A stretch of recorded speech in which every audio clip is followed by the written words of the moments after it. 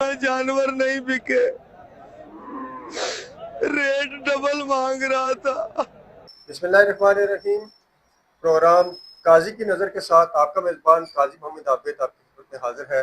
और आज हमारे पास जो गेस्ट हैं वो है CEO इत्तेफाक टीवी राजा सिकंदर रहमान राजा साहब। और आज का जो हमारा मौजू है वो है इस मवेशी मंडी की नाकामी। नाजरीन, ईद कुर्बान या कुर्बानी सुन्नत इब्राहिमी है और अल्लाह ताला ने इसे आने वालों के लिए भी जारी रखा, आने वाली कौमों के लिए भी जारी रखा।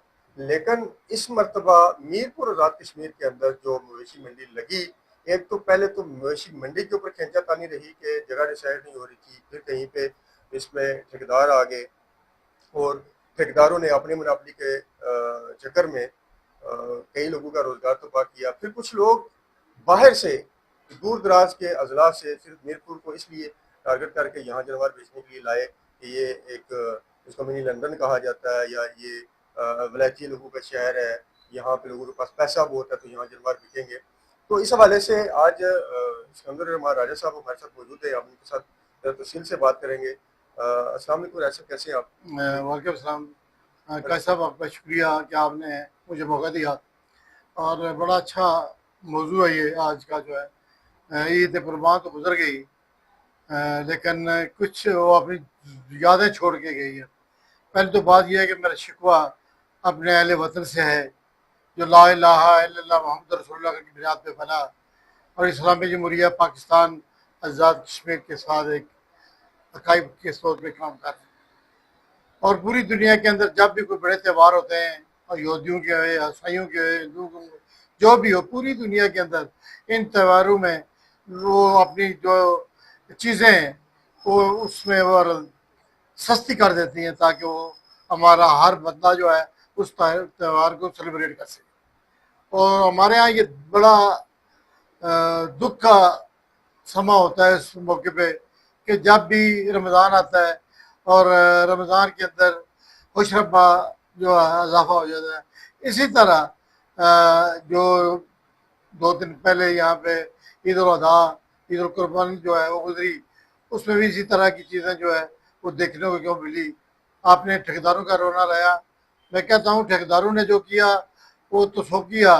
वहाँ पे छोटे छोटे ठेकेदार भी हैं जो बाहर मवेशियों को वहाँ से लोगों को यहाँ पे लेके आए और वो अपने लोगों से जो 1 लाख रुपए की चीज़ है उसके 4 लाख रुपए मांग रहे हैं।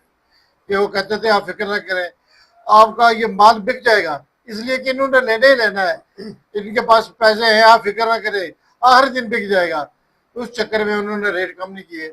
रेट ना कम करने की वजह से बेचारे कई लोग इसी तरह जो दूर दराज सिंध से और जनूबी पंजाब से और KPK से इस उम्मीद पे आए थे यहाँ पे बलूचिस्तान से कि यहाँ पे एक ईद पे एक अच्छा मौका मिल जाएगा, पूरे साल की रोटियां बन अच्छा, जाएगी। बड़ा अच्छा आपने एक पॉइंट दिया और बड़ी ज़बरदस्त बात की। ये थोड़ा सा नाज़रीन को बताइएगा कि जो पिछले साल जो ईद कुर्बान थी इसमें यही जानवर इतने ही वजन के जो जानवर थे उनके रेट क्या थे और इस मरतबा क्या थे? आपने खुद जो है वो मंडी का विजिट किया, यहाँ पे किया और यहाँ से करीब करीब जो दूसरी मंडी है उनका भी रुख किया, वहाँ भी आपने क्या हालात देखे? देखिए जी, मैंने आपको पता होगा कि मेरे साथ आप बैल खरीदेंगे, उसकी वो कीमत 4.5 लाख रुपए मांग रहे थे, वो इतने का था नहीं। और इसी तरह फिर वहाँ पे मंडी पे मैंने इस बात का भी इजहार किया कि यहाँ पे आज गुज़श्ता सालों की बनिस्बत 3,000 जो है वो जानवर ज़्यादा आया है, लेकिन खरीदार कोई नहीं है। और रेट जो है उसी तरह उस तवातर से बड़े ज़्यादा मांगे जा रहे हैं, जिससे लोगों की क़ुव्वत ख़रीद जो है वो जवाब देगी थी। और जिसकी वजह से मैं समझता हूँ ये भारी जानवर जो हैं, जो लोग पहले 1-2 घर में कर दिया करते थे, अब उन्होंने इस बात पे सोचा कि क्यों ना हम किसी के साथ मिल के सही डाल के इसे जो है सुन्नत इब्राहिमी की अदायगी जो है वो हम पे लाजम है, तो क्यों ना ऐसा करें। लेकिन देखना ये है कि कैसा मैं सब सोचता हूँ कि हमारे इस माशरे का क्या बनेगा, जिसके अंदर दुनिया के हर माशरे के अंदर अपने इस ऐसे त्योहारों पे वो हर चीज़ को अर्जान कर देते हैं। कि हर बंदा खरीदे और इसे अच्छे तरीके से इस त्यौहार को जो वो ज़ोर और शोर से मनाए। और हमारे यहाँ क्या है कि हमने इस पे पूरे साल की रोटियां कमानी होती है। इस पे मुझे समझ नहीं आती कि ये लम्हा फ़क्रिया हमारे लिए है। वैसे एक तो आपने महंगाई का जिक्र किया कि जनवर पिछले साल की निस्बत जो है वो बहुत महंगे थे। इसके साथ एक और चीज़ जो देखने में आई है कि यहाँ पर हमारे मीरपुर के अंदर भी और जो सराउंडिंग की जो मंडियाँ थी इसके अंदर भी सिंध से या जनूबी पंजाब से बहुत ज़्यादा जानवर लाए गए और आम लोगों का ये ख्याल है कि इनको मखसूस खुराक या इस तरह की कोई चीज़ें जो है वो दी जाती रही जिससे इनको वज़न ज़रा जल्दी किया और ये वज़नी हो गए और शायद इनका जो गोश्त है वो उस जायके का नहीं है, जबकि यहाँ का जो मकामी इलाका है वो कुछ और तरह का जानवर ये गोश्त पसंद करते हैं। आप इस बारे में क्या कहते हैं? देखिए ये जो होता है ना हमारे देसी जानवर और ये ऑर्गेनिक जो है फूड खाते हैं और जिसके वजह से इनकी जिस्म में भी ताकत होती है और उस पर चर्बी नहीं होती। और जिस तरह दूसरी आपने बात की है वो तो मैं समझता हूँ बिल्कुल सही बात है कि आजकल पता है आपको, एक तो अंडे आ गए हैं, दूसरे ऐसे इंजेक्शन आ गए हैं कि सिर्फ मीट जो है उसको बढ़ाना है, उसके वजन को बढ़ाना है। एक साल के अंदर इसका इतना वजन करना है, दूसरे साल के अंदर इतना वजन करना है, जिससे वो जानवर तो पल जाता है लेकिन उसका वो मज़ा वो खाने का वो इस तरीके, क्योंकि वो हर चीज़ जो है वो टेम्परेरी तौर पे उसे जो खिलाई जाती है उससे वो ग्रोथ करता है। ये जो हमारे मकामी तौर पे देसी जो यानी बकरे होते हैं और ये बैल होते हैं, इसी तरह भैंसें वगैरह होती हैं, ये सारे के सारे ऑर्गेनिक चीज़ें खाते हैं, यहाँ पे चरते हैं, चरागाहें बेशुमार बनी हुई हैं। वैसे लोग खोल देते हैं, दिन रात पहाड़ियों पर चलते रहते हैं, वहाँ से खाते हैं पीते हैं, उन्हें परवाह नहीं होती।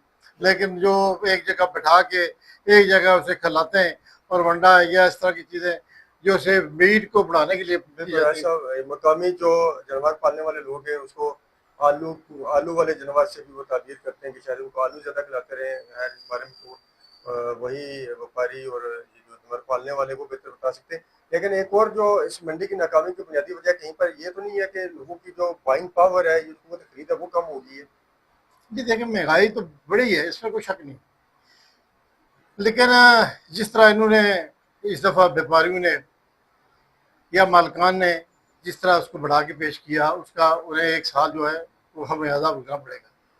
और ज़रा मैं नाजरीन को आप वो दिखाएं जो लोग वापस जा रहे हैं और एक बंदा जो रो रहा है कि मेरा जो पूरी ज़िंदगी की कमाई है वो इसी में दब गई है और मैं एक जो जानवर भी नहीं भेज सका।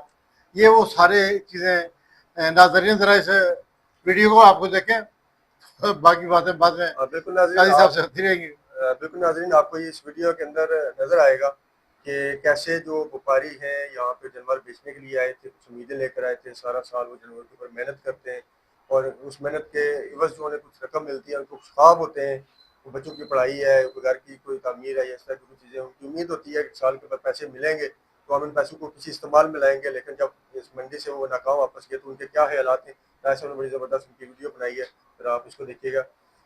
इसके बाद राज साहब बात करते हैं ईद के मौका पर ये जो जानवर बेचने वाले ये व्यापारी हजरात हैं, इनके फौरी तो बाद जो एक रोल आता है वो रोल आता है कसाईयों का, जो जिन्हें ईद वाले दिन ये कुर्बानी के जानवर हैं इन्हें ज़बह करना होता है, सुन्नत इब्राहिमी की अदायगी के लिए इन्हें बुलाया जाता है।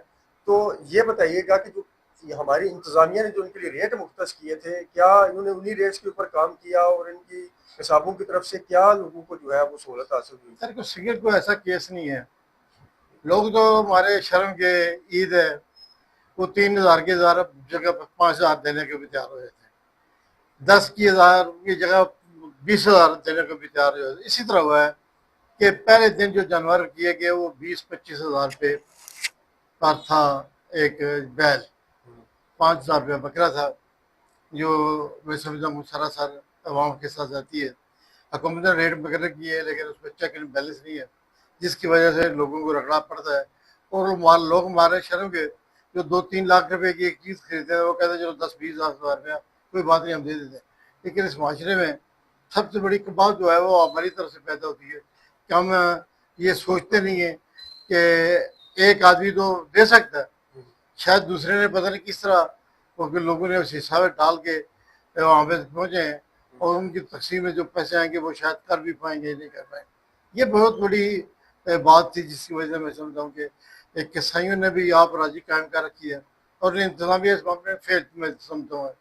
लेकिन देखिए कितना सितम है कि ईद कुर्बान है, सुन्नत इब्राहिमी की अदायगी की जा रही है, लेकिन पहले आपको बुखारी लूट रहा है, फिर साथ में जो है वो ईसाई लूट रहा है, और इसके बाद एक और भी चीज़ है, जी उसके वो जो बाद मंडी के अंदर लूटा जाता है, हाँ वो जो उसकी फीसिस के अंदर और मन माने रेट मांगे जाते हैं और खरीदार को इतना बेइज्जत किया जाता है, वो एक पैसे आपको दे रहा है अच्छा और रेशम, इसमें आपकी जो इसमें दो चीजें आ रही हाँ हैं। एक चीज तो ये आ रही है कि चले खरीदार को लूटा जा रहा है, एक जिसने मंडी लगाई है उसको भी जो है वो कहीं पे इंतजामिया की तरफ से कोई लूटा जा रहा है या क्या। मैं उसके बारे में क्या कहूँ कि हमारे यार देखिए, जहाँ हमारे पे खबर आई म्यूनिसिपल कॉर्पोरेशन है, वो रेट जारी करती है, लेकिन वो उसमें इम्प्लीमेंट नहीं करते। वो अपने मर्जी से रेट जो है वो लगाते हैं, कहते हैं महंगाई है, आप जिस तरह दे रहे हैं ठीक है, अगर कम कर लेंगे, लेकिन वो करते नहीं, नहीं। वो अपनी पॉइंट मनमानी पॉइंट करते यहाँ हैं। पर ये है कि एक जगह जो है मवेशी मंडी के लिए मुख्तस की गई थी, वहाँ पे सुनने में आया कि एक मकामी उम्मीदवार कौमी असम्बली थे जिन्होंने कहीं जाकर फीता काटा, उसकी ओपनिंग की और दूसरी पार्टी आ गई और उन्होंने कहीं वावेला किया और मंडी दूसरी जगह शिफ्ट हो गई। तो जाहिर है दोनों जगहों पर पार्टी की इन्वेस्टमेंट थी, तो कहीं ये पैसे पूरे करने के लिए तो खिंचाता नहीं ये जा देखो भाई, ये तो एक हमारा अदारा है, इन्हें पहली तो बात ये है कि मंडी के लिए एक जगह जो मुख्तस करनी चाहिए, रही। ना कि शहर के अंदर चौक चौराहों में हर जगह दो डंगर खड़े करके बेचने शुरू कर दें। और इसमें अपने मफादात हैं, ये सारी बातें जो आपने की पर से पड़ता बेशुमार इस तरह की गेमें होंगी जिससे हम लुट रहे हैं, और इसका सद्भाव होना चाहिए। और दुनिया चांद पर पहुंच गई है और हम अभी तक अपने इस चक्रों से नहीं निकले कि हमने फ्रॉड करके किसी को किसा डुबाना है।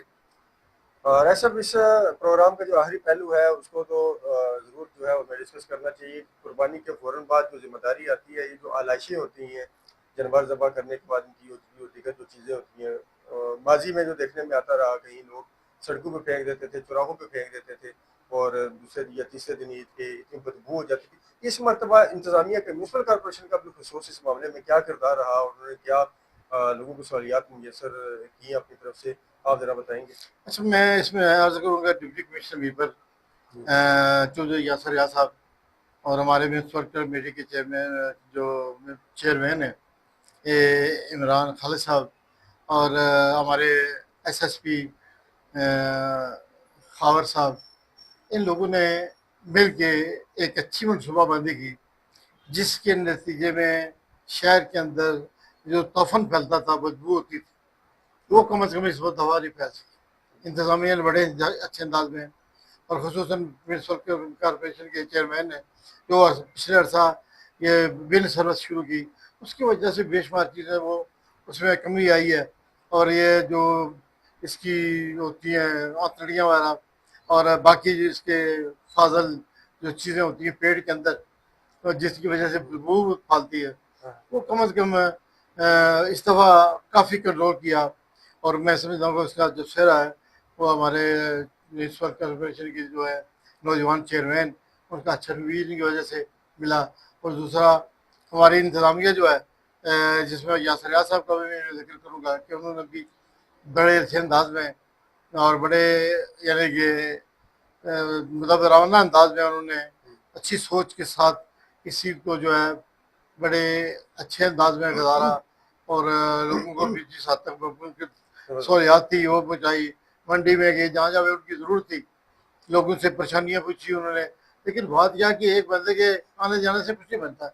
जब मैं इन नालायक से कौन हमारे अंदर खराबियाँ हैं उसका हल हमें ढूंढना चाहिए कि हमने किस तरह इससे निजात पानी है और माशरा हमारा किस तरह बेहतर हो सकता है। और तो नाजरीन, आज के प्रोग्राम में हम ये तलाश कर रहे थे कि इस बार की जो मवेशी मंडी है इसकी नाकामी के सबब क्या थे। इसके अलावा ईद कुर्बान पर इंतजामिया का किरदार रहा और म्यूनसिपल कॉरपोरेशन ने बिल्कुल इस मामले में क्या अपना किरदार अदा किया। तो उम्मीद है कि इस प्रोग्राम की वसातत से आने वाले साल में कुछ मजीद बेहतरी आएगी। ये मवेशी मंडी इस वजह से जो है वो नाकाम हुई। इस प्रोग्राम का जो खुलासा है वो ये है कि एक तो मवेशी मंडी की जगह के ऊपर जो झगड़ा हुआ जिसकी वजह से मवेशी मंडी एक जगह से दूसरी जगह गई, फिर वहाँ पे मुनाफरी और नेब व्यापारी और बैरून शहरों से जितने जानवर यहाँ पर आए, फिर जानवरों की जो वो लाशें। कहते हैं नहीं जानवर पालने के हवाले से जो लोगों के खदशात थे कि जो जानवर जो है जनूबी पंजाब से या सिंध से आए हैं, इन्हें कोई आलू देकर पाला गया या मखसूस ड्रग्स देकर या इस तरह की चीज़ें देकर उनको पाला गया, तो देसी लोग ज़्यादा पसंद करते थे। इसलिए भी वो लोग बेचारे यहाँ पर मंडी लगाने के लिए आए और फिर वापस खाली हाथ गए, तो उनकी वो ख्वाहिशात ना पूरी हो सकी और उनके जानवर ना बिक सके। तो उम्मीद है कि आइंदा आने वाले साल में इस हवाले से जो है बेहतरीन हिकमत अमली अपनाई जाएगी। इसके साथ साथ हम अप्रिशिएट करते हैं, राज तहसीन पेश करते हैं अपनी इंतजामिया को और म्यूनसिपल मैं कॉरपोरेशन एक को। पैगाम भी देना चाहूँगा आखिर में, जी, आप इस तरह बना समझे, आप इसको सम अप करना चाहते हैं, लेकिन पैगाम मैं ये देना चाहता हूँ कि हमारे मीरपुर के जो लोग हैं और बाहर से जो आए हुए यहाँ पे कारोबार करते हैं, खसूसन किसानों के साथ और मंडियों के अंदर ठेकेदारी करते हैं, उनसे मैं गुजारिश करूँगा कि खुदारा मीरपुर ने आपको जगह दी, मीरपुर ने आपको इज्जत दी, मीरपुर ने आपके बच्चों को पनाह दी और यहाँ पे खा रहे हैं, यहाँ पे पहन रहे हैं, और उनको लूटने के लिए आप नया मनसूबा बना लेते हैं हर साल। खुदा इस पे, इस मीरपुर शहर पे रहम करें, मीरपुर के लोगों पे रहम करें। चंद लोग हैं जो शौकियों में आगे बड़ा सा बड़ा जानवर भी खरीद सकते हैं, कुछ मातड़ संगी इस तरह का भी है जिन्होंने को कुछ भी नहीं। मैं अपनी ज़बानी चीज़ों की इस वक्त कह रहा हूँ कि इसमें देखना चाहिए हमें, और खसूसन में इंतज़ामिया से कहूँगा कि ऐसे जो दरमियान वाले लोग हैं जो सारी मंडी का वो जो है जोश व खरोश उसको ख़त्म करवा देते हैं, इन लोगों से आइंदा जो छुटकारा हासिल किया जाए। जी नाज़रीन, सिकंदर रहमान राजा साहब के इस खूबसूरत पैगाम के साथ अपने मेज़बान काजी मोहम्मद आबिद को प्रोग्राम काजी की नज़र से दीजिएगा इजाज़त। इंशाल्लाह हाजिर होंगे अपने एक नए प्रोग्राम के साथ अगले हफ्ते इंशाल्लाह।